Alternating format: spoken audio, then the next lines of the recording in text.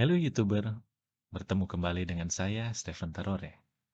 Saat ini saya akan mereview chapter 15 dari buku The Evolution of Management Thought, 6th edition, karya dari Daniel Brand dan Arthur Bedeyan. Review ini adalah tugas mata kuliah Sejarah Pemikiran Ilmu Manajemen dari program studi Doktor Ilmu Manajemen, Fakultas Ekonomi dan Bisnis, Universitas Samratulangi. Sebelum mulai, saya perkenalkan terlebih dahulu dosen saya, Ibu Dr. Jurwati Supeno, Sarjana Ekonomi, Magister Manajemen. Pada review saat ini, saya ditemani oleh teman saya, Angela Adam. Oke, sebelum masuk ke pembahasan, buat yang baru pertama menonton channel saya, silakan subscribe biar rutin mendapatkan informasi yang bermanfaat. Simak terus ya. Fokus pembahasan dari chapter 15 dengan judul Orang dan Organisasi. Pertumbuhan dan penyempurnaan gerakan hubungan manusia pada fase mikro dan makro. Fase mikro membagi kumpulan penelitian perilaku ke dalam topik-topik seperti dinamika kelompok, partisipasi dalam pengambilan keputusan, kepemimpinan, dan motivasi. Fase makro memberikan alat analitis pencarian dan model konseptual untuk menjelaskan interaksi aspek formal dan informal dari organisasi sebagai sistem sosial. Orang-orang di tempat kerja menurut pandangan mikro. Menurut Gestalt, semua perilaku melibatkan efek pengganda. Artinya, perilaku anggota kelompok lebih dari sekedar jumlah tindakan individu mereka. Individu unik karena susunan genetik dan keluarga, sosial, dan pengalaman kerja mereka yang khas. Untuk memprediksi hasil interaksi dengan individu unik lainnya lebih sulit, namun bukan tidak mungkin. Karena efek pengganda, individu dalam kelompok tidak dapat dipelajari secara terpisah, tetapi harus dianalisis sebagai bagian dari sistem sosial yang dinamis. Mengembangkan konstruksi untuk analisis kelompok. Sosiolog Edward Lindemann mengembangkan metode untuk mengamati dan mengkategorikan interaksi kelompok, mengukur partisipasi kelompok, dan mengklasifikasikan sikap anggota kelompok. Lindemann menciptakan frasa peserta pengamat untuk menggambarkan seseorang diletakkan di dalam kelompok untuk menguatkan temuan pengamat luar. Jacob Marino mengembangkan teknik terapeutik sosiometri yang tujuannya adalah proses klasifikasi yang digunakan untuk menyatukan individu-individu yang mampu menjalin hubungan interpersonal yang harmonis, dan dengan demikian menciptakan kelompok sosial yang dapat berfungsi dengan efisiensi maksimum dan dengan kecenderungan minimal yang mengganggu proses. Moreno mengklasifikasikan pola sikap dan interaksi yang ada di antara anggota kelompok berdasarkan 3 emosi, yakni ketertarikan, penolakan, dan ketidakpedulian. Moreno juga mengembangkan apa yang dikenal sebagai psikodrama dan sosiodrama. Teknik ini membentuk dasar untuk mengatasi masalah dalam hubungan individu atau kelompok. Metode psikodrama menempatkan individu di atas panggung untuk memerankan masalah pribadi mereka dengan bantuan aktor lain dan fasilitator. Psikodrama dimaksudkan untuk menjadi pengalaman katarsis, memungkinkan individu untuk melepaskan dan menghilangkan keraguan dan kecemasan terdalam mereka. Sosiodrama adalah psikoterapi kelompok yang dirancang untuk mengurangi kebencian, frustrasi, dan kesalahpahaman. Karya Moreno melengkapi aspek konseling dan hubungan interpersonal dari gerakan hubungan manusia dengan menyediakan teknik untuk mempelajari dan mengubah perilaku individu atau kelompok individu atau kelompok lain. Kurt Lewin mengembangkan konsep dinamika kelompok. Lewin menyatakan bahwa perilaku kelompok adalah seperangkat interaksi simbolis yang rumit dan kekuatan yang tidak hanya mempengaruhi struktur kelompok, tetapi juga mengubah perilaku individu. Lewin memandang perilaku sebagai fungsi interaksi antar seseorang dan lingkungan sosialnya. Lewin menemukan bahwa perubahan lebih mudah didorong melalui pengambilan keputusan kelompok daripada melalui ceramah dan seruan individu. Lewin menyatakan bahwa perubahan lebih mudah diterima ketika orang merasa mereka telah terlibat dalam keputusan untuk berubah daripada ketika mereka hanya diminta atau disuruh berubah. Lewin membuat 3 fase. Yang pertama adalah mencairkan atau mengenali kebutuhan akan perubahan. Fase kedua adalah mengubah atau memodifikasi cara lama sehingga pola perilaku baru dapat diperkenalkan. Dan fase ketiga adalah membekukan kembali atau membangun pola perilaku baru. Pertumbuhan hubungan manusia, penelitian, dan pelatihan. Maurice Cook dan Presiden Philip Murray meminta manajemen untuk tap labor's brains dengan tujuan mendapatkan ide tentang cara meningkatkan produktivitas di tempat kerja. Carl Rogers, seorang psikolog di Universitas Chicago, mengembangkan pendekatan konseling non-direktifnya yang melibatkan penciptaan suasana yang nyaman bagi klien dengan menerima perasaan mereka apapun isinya. Norman Mailer membuat konsep pengambilan keputusan kelompok sebagai berikut. Pertama adalah cara mengendalikan melalui kepemimpinan daripada memaksa. Kedua, cara disiplin kelompok melalui tekanan sosial. Ketiga, cara bersikap adil terhadap pekerjaan dan semua anggota kelompok. Keempat, mengizinkan kelompok untuk memikirkan ide yang menurutnya akan terbaik memecahkan masalah-masalah. Yang kelima, pemikiran yang terkumpul. Keenam, pemecahan kooperatif. Ketujuh, cara memberi setiap orang kesempatan untuk berpartisipasi dalam hal-hal yang menjadi perhatiannya dalam situasi kerjanya. Dan kedelapan, metode yang membutuhkan keterampilan dan rasa hormat terhadap orang lain. Mengubah asumsi tentang orang di tempat kerja. Era human relation menghadirkan perspektif berbeda tentang sifat motivasi karyawan, peran manajer dalam memunculkan kolaborasi karyawan, dan pentingnya sentimen karyawan dan kegiatan kerja informal. Perspektif baru ini menantang asumsi yang berlaku tentang orang-orang di tempat kerja. Penyelidikan di era pasca Hawthorne mengarah pada pemahaman yang lebih dalam tentang motivasi karyawan, pertanyaan tentang manfaat pembagian kerja, dan minat untuk memperoleh komitmen karyawan yang lebih besar terhadap tujuan organisasi melalui partisipasi karyawan dalam membuat pengambilan keputusan. Baik, salam sehat untuk kita semua. Dan saya akan melanjutkan pembahasan kami mengenai people and motivation atau orang dan motivasi. Teori kebutuhan adalah salah satu penjelasan tertua mengapa individu terlibat dalam perilaku tertentu. Pada tahun 1938, Henry Murray mengidentifikasi 27 kebutuhan kepribadian dasar yang coba dipenuhi oleh individu melalui tindakan mereka atau perilaku. Abraham Maslow tahun 1908 sampai 1970, individu termotivasi untuk memenuhi 5 kategori kebutuhan bawaan, yaitu fisiologis, keamanan, cinta, harga diri, dan aktualisasi diri. Maslow berpendapat bahwa kebutuhan ini membentuk hierarki kepentingan yang naik dari rendah ke tinggi. Dia berpendapat bahwa kebutuhan yang lebih rendah harus relatif dipuaskan sebelum kebutuhan yang lebih tinggi berikutnya dapat memotivasi perilaku.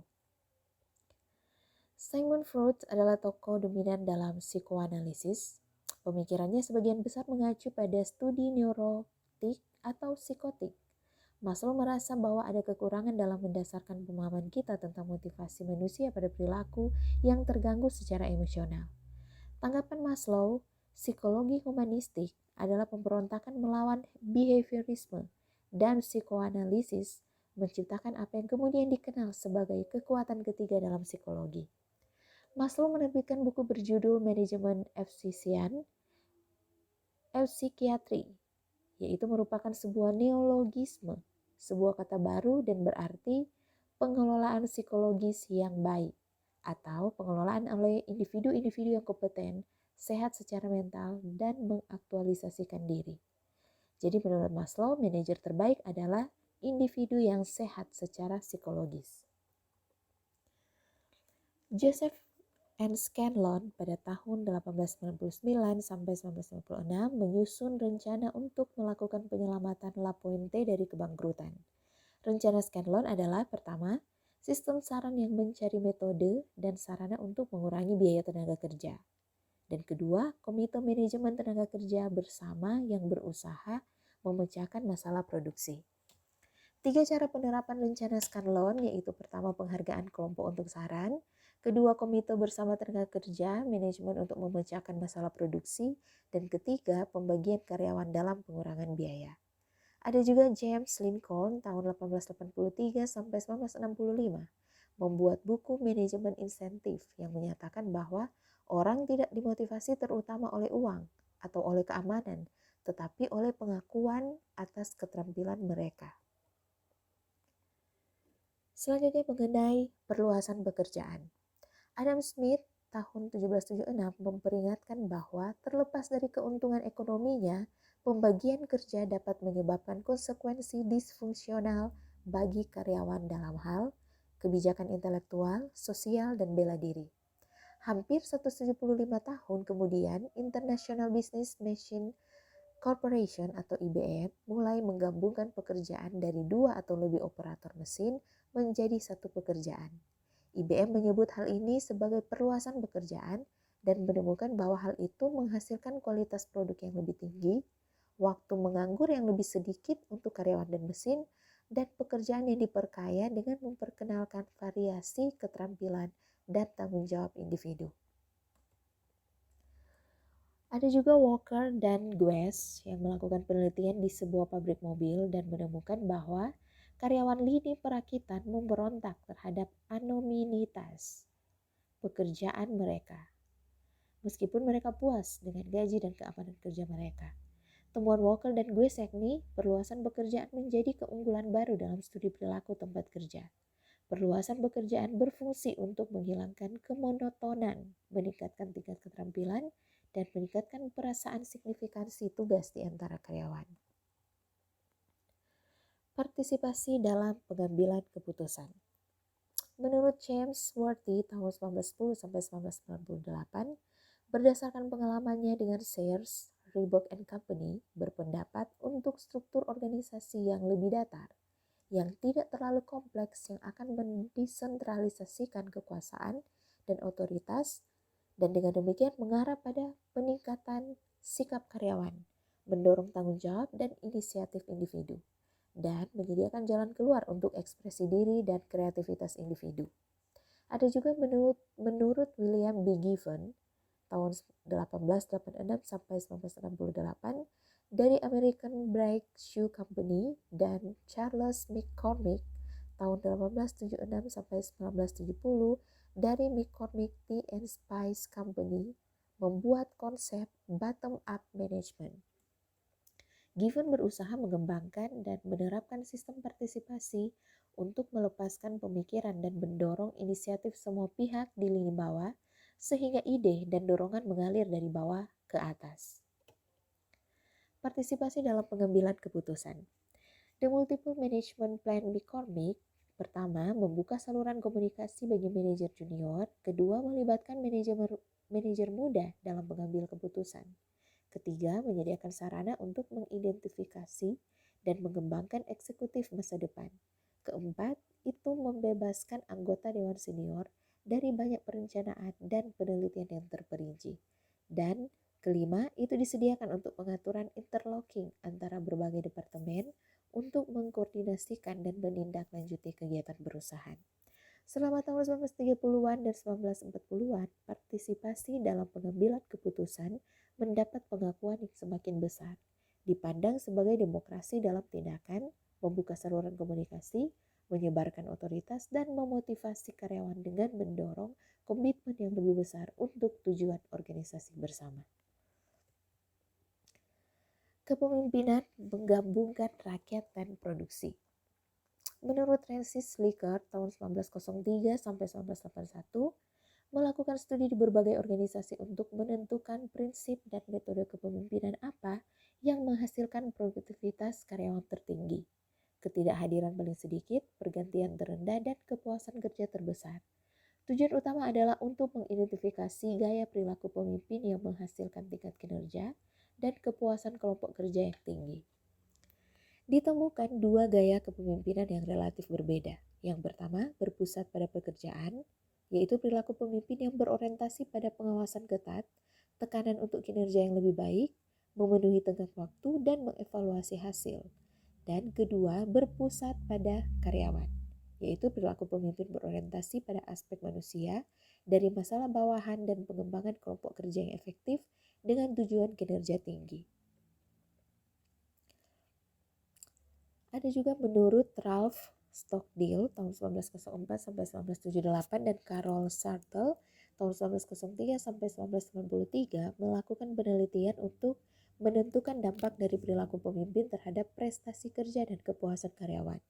Hasil penelitian menemukan dua dimensi utama. Pertama, pertimbangan perilaku pemimpin yang berorientasi pada pengembangan rasa saling percaya, komunikasi dua arah, menghormati ide pengikut, dan kepedulian terhadap perasaan mereka. Dan kedua, struktur awal, perilaku pemimpin yang berorientasi pada penataan aktivitas pengikut untuk tujuan pencapaian tujuan. Hasil menunjukkan bahwa tidak ada gaya kepemimpinan tunggal yang efektif secara universal. Berbeda dengan teori sifat kepemimpinan sebelumnya yang menunjukkan bahwa para pemimpin mungkin paling baik dicirikan oleh bagaimana mereka berperilaku daripada oleh sifat-sifat pribadi mereka. Orang di tempat kerja dilihat dari pandangan makro pencarian fusion. Yang pertama, penelitian William Forte White tahun 1914 sampai 2000, yaitu analisis status pekerjaan atau prestis relatif suatu pekerjaan di mata pemegang pekerjaan atau dalam hal orang lain. White menemukan bahwa alur kerja restoran, menerima pesanan pelanggan, menyiapkan pesanan, dan melayani pesanan menimbulkan sejumlah masalah hubungan manusia. White menemukan bahwa konflik tidak dapat dihindari ketika seseorang dalam pekerjaan dengan status lebih rendah. Misalnya, pramusaji, memulai pekerjaan untuk seseorang yang berstatus lebih tinggi, misalnya juru masak. White melaporkan bahwa restoran menghindari konflik antara pelayan dan juru masak dengan menempatkan spindle di konter pesanan mereka. Orang di tempat kerja, pandangan makro pencarian fusion selanjutnya ada menurut Elliot Jacques tahun 1917 sampai 2003 melakukan studi kasus ekstensif pada Glacier Metal Company, Inggris Raya, berdasarkan teori medan Lewin dan memeriksa perubahan teknologi saat mereka bergerak melalui kelompok kerja ke dalam komunitas kerja perusahaan. Temuan Jacques menggarisbawahi pentingnya mempelajari organisasi sebagai sistem sosioteknik yang berinteraksi dan konsisten dengan gagasan Barnard tentang semua aspek masyarakat menjadi satu sistem kerja yang sama besar.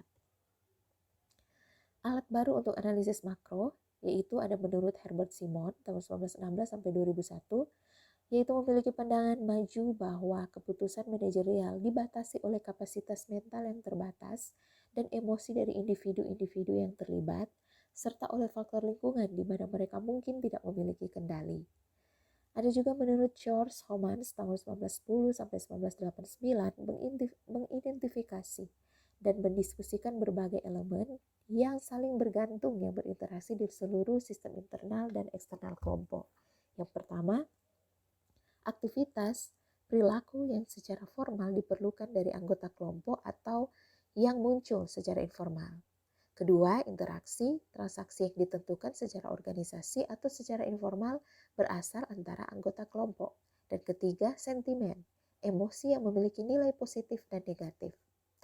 Kemudian ada menurut Talcott Parsons tahun 1902 sampai 1979 menghasilkan sistem teoritis umum untuk analisis masyarakat yang dikenal sebagai fungsionalisme struktural.